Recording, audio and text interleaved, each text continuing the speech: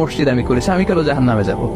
আল্লাহ বলবে না, তুমি দান করেছিলে এই জন্য যে লোকজন তোমার দানশীল বলবে, দানবীর বলবে, আদেম তাই বলবে, ওটা তো তোমাকে বলা হয়েছে জাহান্নামে যাও, আমার কাছে কি চাও? Go to the hell fire.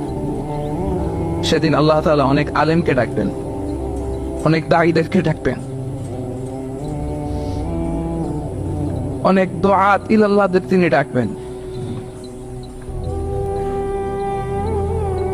Because of Allah, you never know but him. Allah will know. And then Allah will know.